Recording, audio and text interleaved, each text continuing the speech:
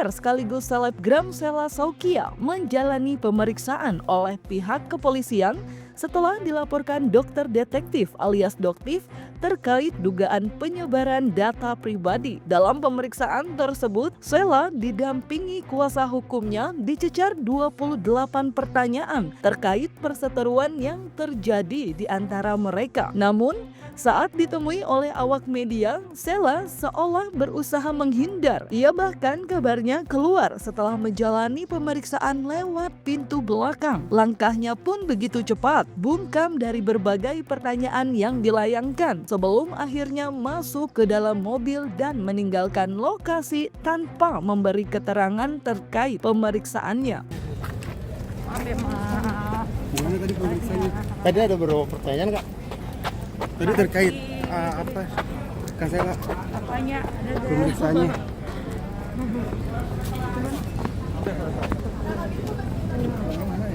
Bentar Kak. Oh iya. Gimana Kak tadi Kak mungkin? Pemeriksaannya tadi berapa pertanyaan Kak? Mana Terkait itu kan ya Kak yang Tadi terkait tanggal. sama Pak Petrus aja. Ya tapi ini terkait yang tanggal yang Januari kan ya? Tuh, ada Pak Petrus. Iya. Itu saja yang diwawancarai. Ya, aku buru-buru. Kita buru-buru kita mau live. Udah ditunggu. Ki, jangan ngalingin. Udah ditunggu. Kan tadi seputaran apa ya sih Kak? Enggak. Biar ada dulu berat. Suruh aja enggak.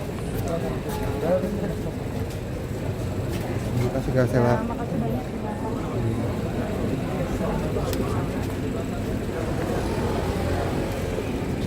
Yang arah hutan. Enggak, saya ambil saya biar bisa beli bagian Bu, maaf Bu, mau live. Terus juga ada keanehan. Dokter mau tanya dong, Dek Shell, boleh nggak? Pertama, kenapa kamu lewat belakang sayang? Kan wartawan nungguin di depan. Kenapa kamu menghindari wartawan? Jangan gitu dong. Kan wartawan juga cari berita, kasihan. Ya, jadi lewat depan aja, jangan lewat pintu belakang.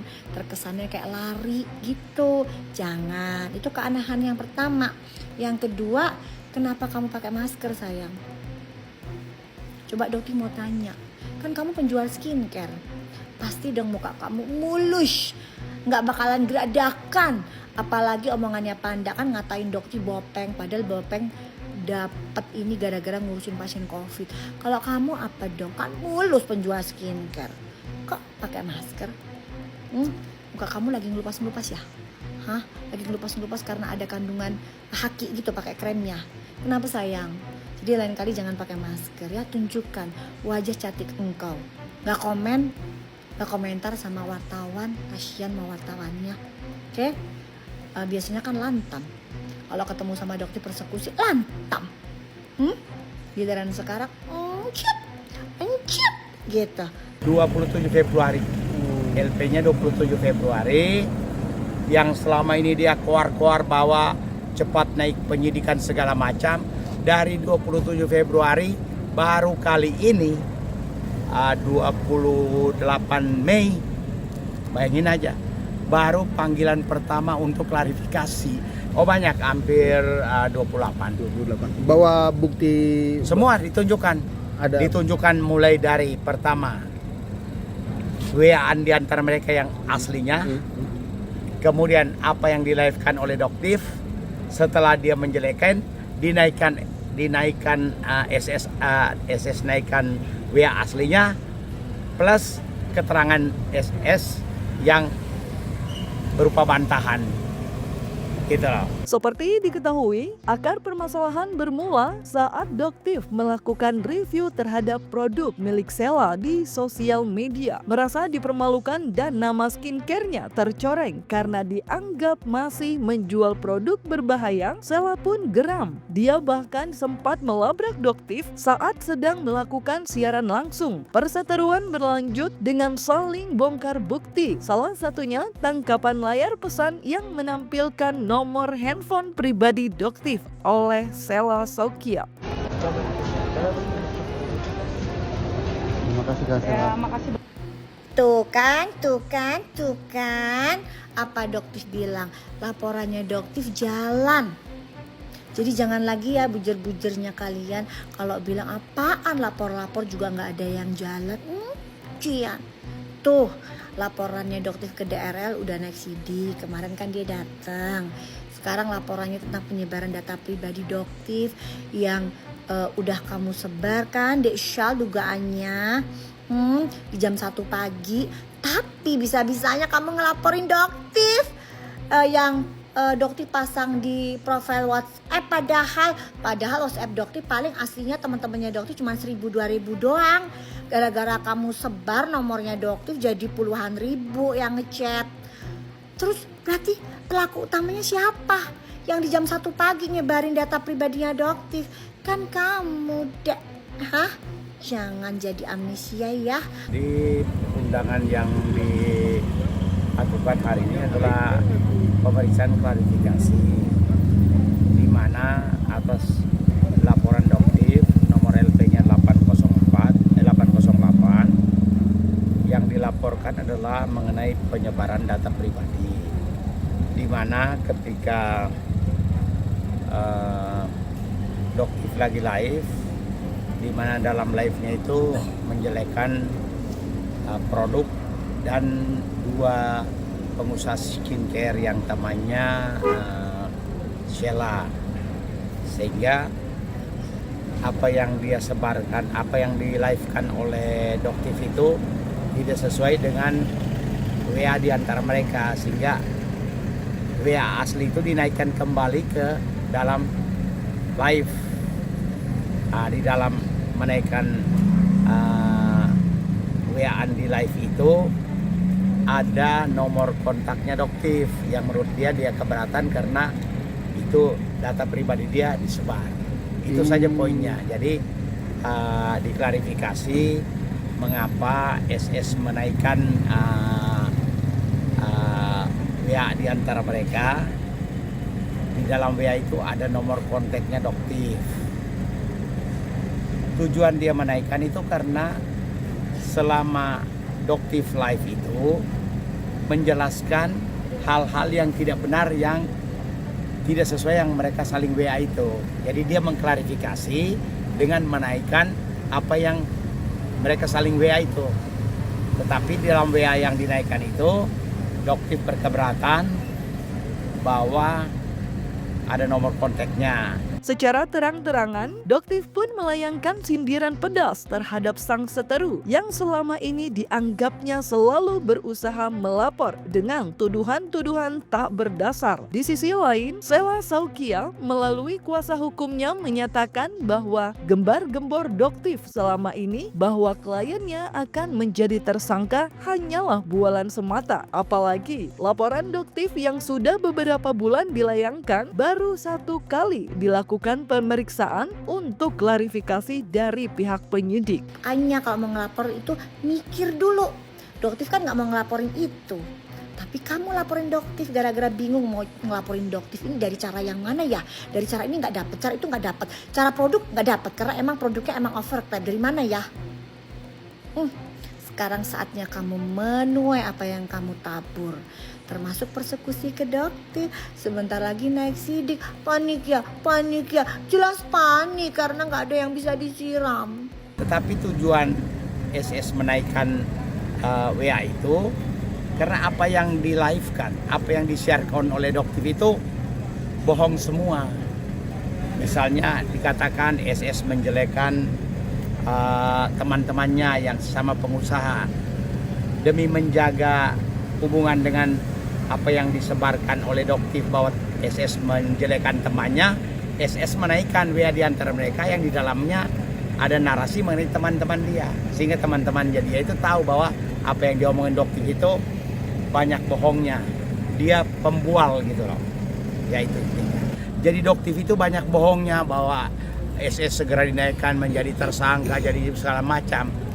Dia lapor tanggal 27 Februari, baru hari ini 28 Mei dipanggil untuk klarifikasi. Dan setelah diklarifikasi semua menjadi jelas.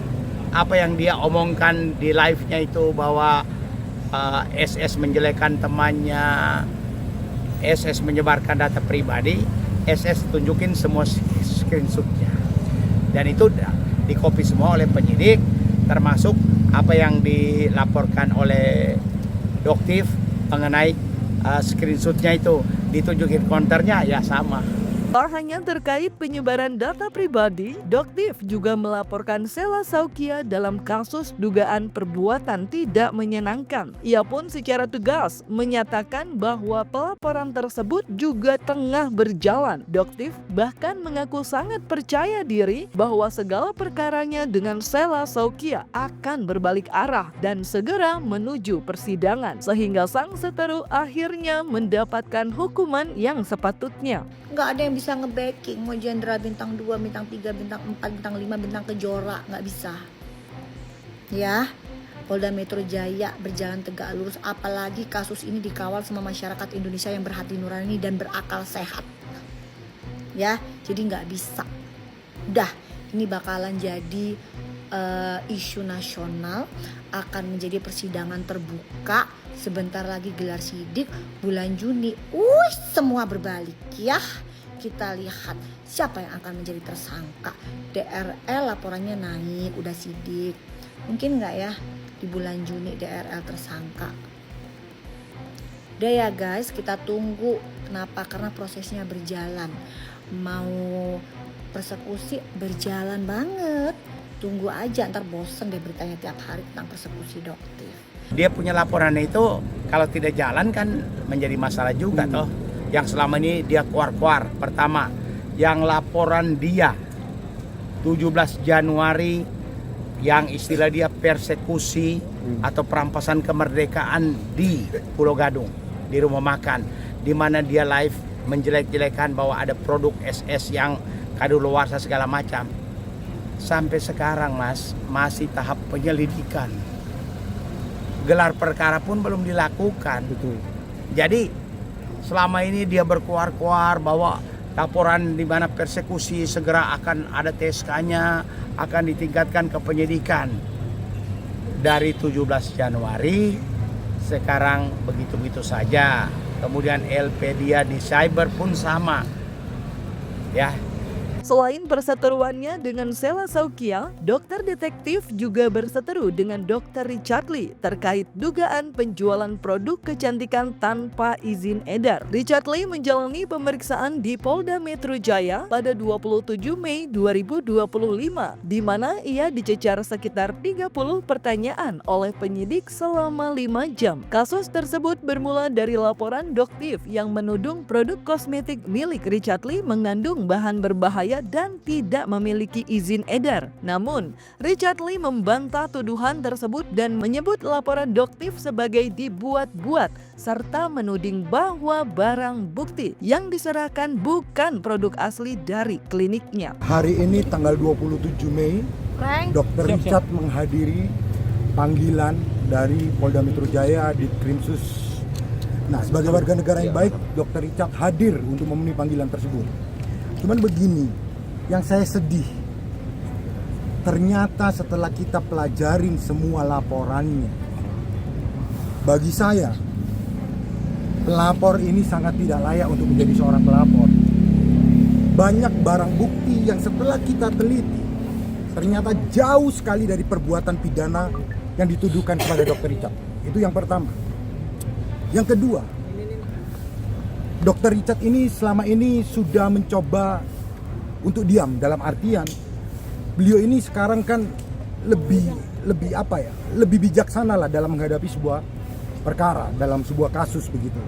Tetapi ketika diserang-serang terus, ya tentu pada akhirnya kita menghadiri panggilan Polda Metro ini untuk membuka terang benderang laporan tersebut.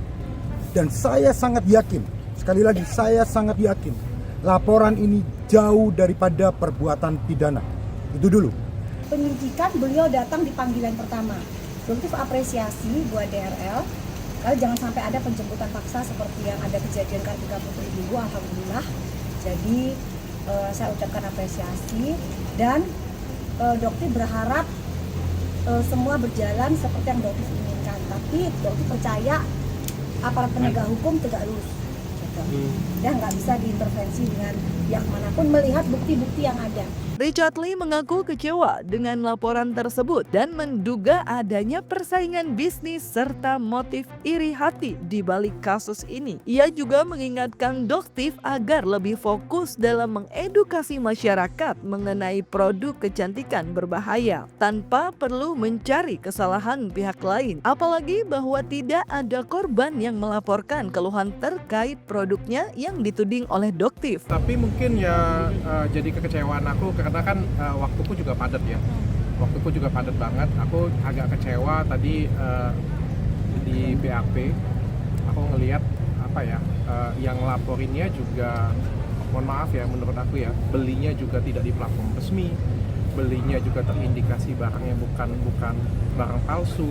Jadi bukan barang asli ya, bukan barang asli. Bahkan bukan beli di tempat aku. Yang kayak gitu punya bisa dilaporkan. Makanya pengacaraku pede, makanya pengacaraku tadi bilang bahwa kita jauh banget dari unsur pidana. Orang belinya aja nggak di tempat aku kok. Makanya kayak aku datang ke sini aku ngeliat, aduh, ya minimal kan beli di tempat aku lah kayak gitu kan. Atau minimal dikonsumsi. Ini dikonsumsi juga enggak, dipakai juga enggak, tapi dilaporkan. Kan perlindungan konsumen tuh ya harus digunakan ya. Di sini nggak ada korban loh, satu pun nggak ada korban.